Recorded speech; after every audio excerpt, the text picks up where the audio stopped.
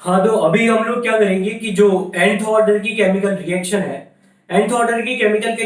Reaction के लिए derivation basically देखने वाले हैं। ठीक है, तो इसमें हम लोग rate constant, half life and life time of the reaction के लिए डेराइव करेंगे बेसिकली। चलिए, तो जब हम लोग nth ऑर्डर की रिएक्शन की बात करते हैं तो अभी तक हम लोगों ने एक पैटर्न फॉलो किया है डेरिवेशन करने का अलग अलग ऑर्डर के लिए, और वही हम लोग फॉलो करेंगे यहाँ पर भी। और शुरुआत हमारी उससे होगी कि मान लीजिए कोई रिएक्टेंट ए था, वो किसी प्रोडक्ट बी के अंदर में कन्वर्ट हो गया है। ठीक है, तो जब रिएक्शन हमारी शुरू हो रही थी, मतलब t इक्वल टू 0 पे हमारे पास में ए का कॉन्सेंट्रेशन स्मॉल ए है और बी का कॉन्सेंट्रेशन 0 है। ठीक है, अब हमारी रिएक्शन कुछ टाइम तक चली, तो वहां पर क्या हुआ कि जो किसी टाइम t पे ए का जो कॉन्सेंट्रेशन है वो कितना हो गया अपने पास में a माइनस एक्स, और जो बी का कॉन्सेंट्रेशन है वो हमारे पास में कितना हो गया भैया, x हो गया। ऑलराइट, तो जैसे हम लोग डिफरेंशियल रेट लॉ लगा रहे थे, यहां पर भी लगाएंगे अपन, और वो क्या होगा अपने पास में minus concentration of DA by क्या होगा डीटी, और ये किसके बराबर होगा के इनटू कॉन्सेंट्रेशन ऑफ ए, और उसकी पावर क्या होगी अपने पास में एन हो जाएगी। ठीक है, तो सेम उसी तरीके से अप्रोच कर रहे हैं जैसे हम लोग प्रीवियस में हम लोगों ने अप्रोच किया था। अब यहां पर क्या है, यहां पर आप देखें कि ये जो अपने पास में टर्म है, ठीक है, इस टर्म के अंदर में हम लोग क्या कर रहे हैं, इस टर्म के अंदर में हम जो डी कॉन्सेंट्रेशन ऑफ ए है और जो डी ए है उसकी वैल्यू हम लोग बेसिकली रख रहे हैं। तो डी ए तो आपको पता है कि that is change in the concentration with respect to time, और चेंज जो है मैं आप लोगों को बता चुका हूं कि कैसे निकालते हैं हम लोग, फाइनल माइनस इनिशियल। और जब आप यहां पर करते हैं तो फाइनल कॉन्सेंट्रेशन तो क्या आपके पास में ए माइनस एक्स, इनिशियल कॉन्सेंट्रेशन क्या है ए, तो माइनस करेंगे तो क्या बचेगा आपके पास में ए माइनस एक्स, से ए गया बचा minus x multiply with the minus, तो ये किस में कन्वर्ट हो गया, ये तो भैया अपना कन्वर्ट हो गया dx। ठीक है, और इसके अपॉन में क्या है अपने पास में dx by dt that is equal to k into concentration of a जो है किसी टाइम t पर, वो कितना है हमारे पास में a माइनस x है। ठीक है भाई, तो अब वही सेपरेट कर लेते हैं हम लोग, तो क्या मिलेगा हम लोगों को, we are going to get dx upon a minus x। ठीक है, और a माइनस x की पावर कितनी अपने पास में यहाँ पर n है, तो ये पावर n भी यहाँ पर भी लगा दे रहे हैं, and this will be equal to किसके बराबर भैया, kt के बराबर। ठीक है, अब देखिए अब क्या करना है हमें, अब हम लोग इसको ऐसे लिख देते हैं कि भैया a माइनस एक्स की पावर माइनस एन। ठीक है, और ये क्या हो गया अपने पास में dx हो गया,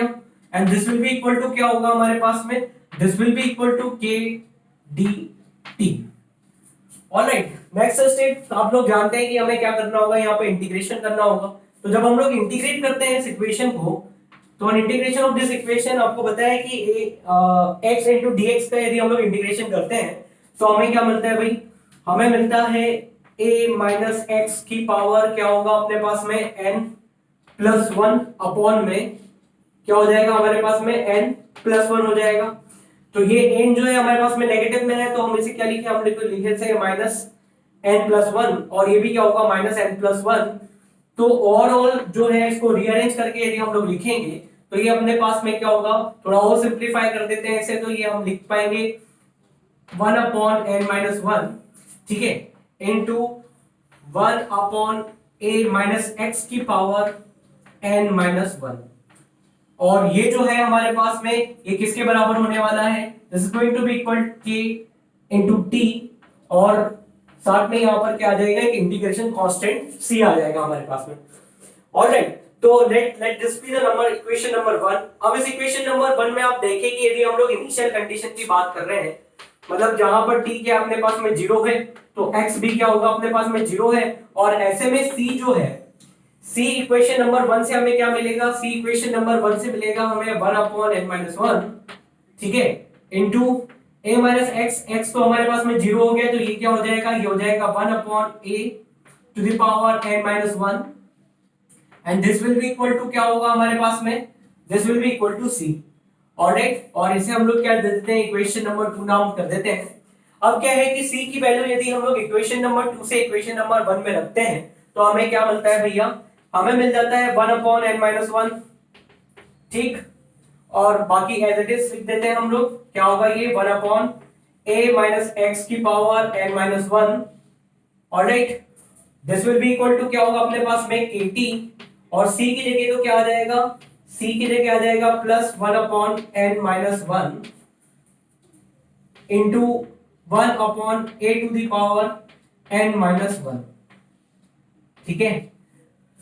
यदि इसे आप रीअरेंज करेंगे तो रीअरेंज करने पे आपको जो मिलने वाला है वो क्या मिलने वाला है, आपको मिलेगा भाई यहां से 1/n-1, ठीक है, इंटू क्या होगा, इंटू होगा आपके पास में 1/a-x की पावर हो जाएगी आपके पास में n-1, ठीक, माइनस में ये टर्म आपकी इस साइड पे आ जाएगी, so you will be having 1/n-1 into concentration, तो वो कॉन्सेंट्रेशन क्या है अपने पास में a⁴n-1, और ये किसके बराबर होगा, ये हमारे पास में बराबर हो जाएगा kT के, ठीक है, यहाँ पे n-1 कॉमन आ जाएगा, और ये जो हमारी इक्वेशन है, इस इक्वेशन को हम लोग कैसे लिखेंगे, हम लोग लिखेंगे n-1 into concentration of 1/a-x की पावर कितनी अपने पास में n-1 माइनस क्या होगा अपने पास में 1/a⁴n-1, alright, and this is going to be equal हमारे पास में क्या होगा kT के बराबर। अब यदि यहां से आपको life time of the reaction निकालना है, दैट इज TLT आपको यदि निकालना है, तो TLT आपके लिए क्या हो जाएगा भाई, TLT आपके लिए हो जाने वाला है, k को इधर ले आए हम लोग, तो ये हो जाएगा 1/n-1 इंटू k, ठीक है, और इसको हम लोग क्या लिख सकते हैं, इसको हम लोग लिख सकते हैं 1-a-x की पावर क्या हो जाएगी हमारे पास में 1-x माइनस a की पावर कितनी हो जाएगी हमारे पास में 1-n। Okay, so this is going to be the equation for the calculation of the lifetime of the reaction, और इसको हम लोग बोल देते हैं कि ये हमारी क्या इक्वेशन नंबर 3 है। तो किसी भी nth ऑर्डर की रिएक्शन के लिए यदि आपको life time of the reaction निकालना है तो आप क्या करेंगे, इस इक्वेशन नंबर 3 का बेसिकली यूज करके कैलकुलेट कर सकेंगे, ठीक है। रेट कांस्टेंट जो है, रेट कांस्टेंट का कैलकुलेशन ही आप इक्वेशन नंबर 3 से कर पाएंगे, और ये हमारे लिए इंपॉर्टेंट बस इसीलिए कि हमें पता होना चाहिए कि अलग अलग ऑर्डर की जो रिएक्शन है उसके लिए एक्सप्रेशन जो है वो क्या बनता है, कैसे हम लोग लेके आ रहे हैं। और यदि जैसे हम लोग half life of the reaction की बात कर ले इसमें, तो half life of the reaction में एक बात समझिए कि यहाँ पर जो x है, x एक्चुअल में कितना हो जाएगा हमारे पास में a/2, तो ऐसे में यदि x की वैल्यू हम लोग यहाँ पर रखते हैं तो हमें क्या मिलेगा, हमें मिलेगा 1/n-1, ठीक है, into k, and this is going to be a/2 to the power n-1, sorry 1-n, और माइनस क्या हो जाएगा आपके पास में a to the power 1-n, ठीक है, and this is going to be t½ ठीक है, t½ की बात कर रहे हैं, half life of the reaction. तो अब यहाँ पर a जो है इसमें कॉमन है, so this will come out to be क्या हो जाएगा अपने पास में, ये हो जाएगा अपने पास में 1/n-1 इंटू k, ठीक है, इंटू क्या हो जाएगा हमारे पास में a, और उसकी पावर कितनी है 1-n है, और ब्रैकेट के अंदर में आपके पास में क्या होगा, ब्रैकेट के अंदर में होगा 1/2, और इसकी पावर कितनी होगी आपके पास में अगेन 1/n हो जाएगी। Alright, so this will be equal to what? This will be equal to the t½ that is the derivation for the calculation of half life of the reaction for nth order reaction। ठीक है भैया, तो simple से expression है, कुछ ज्यादा complication है नहीं इसके अंदर में, कुछ कुछ ये जो है हमने जैसे सेकंड ऑर्डर के लिए किया था उसी टाइप का है। एक दो चीजें इसके अंदर में ध्यान रखनी है, तो वो यदि आप इसको एक दो बार देखेंगे तो दैट विल ऑटोमेटिकली दिमाग में फिट हो जाएगी। ठीक है, तो आशा करता हूं कि आपकी मदद कर पाया होगा। धन्यवाद।